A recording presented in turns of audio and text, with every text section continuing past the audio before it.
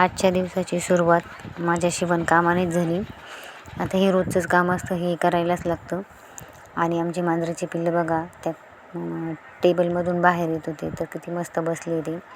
त्याच्यानंतर आम्ही किराणा आणायला गेलो. मग तर आम्ही मळ्यात राहतो ना, तर मळ्याच्या रस्त्याने मग हे बघा हे असं दिसतं, ऊस बीस लावलेले रस्त्याने. आणि रस्त्याने काही मेंढरं पण चालली.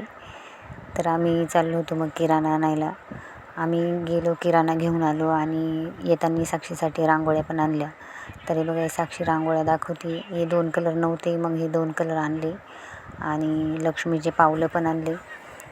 आणि त्या लक्ष्मीच्या पावलाबरोबर कलशाचं चित्र असतं ना, ते 2 चित्र आणले, कलशाचे आणि लक्ष्मीच्या पावलांचे. असे 2 चित्र आणले. आणि मग दुपारच्या वेळेस चुलीवर आम्ही रवा भाजून घेतला. आज सारण बनवायचं होतं तर मग चुलीवर आज आम्ही दोघींनी रवा भाजला. साक्षीने पण मला मदत केली. तर आम्ही दोघींनी मिळून मग रवा तेवढा भाजून घेतला आणि सारण तयार केलं. तर हे बघा असं पातेल्यात मी सारण तयार केलेलं आहे. आणि यांनी ना मोठी LED लाईट आणली होती, तर ती LED लाईट इथं बसवली बाहेर. खूप अंधार असतो ना आमच्याकडं, तर मग तिथं बसवली.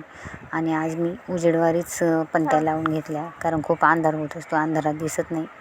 तर आज जास्त अंधार पडायच्या आधीच दिवे लावून घेतले आणि सगळे दिवे लावून मग ते ठेवून पण दिले, दारात ठेवले.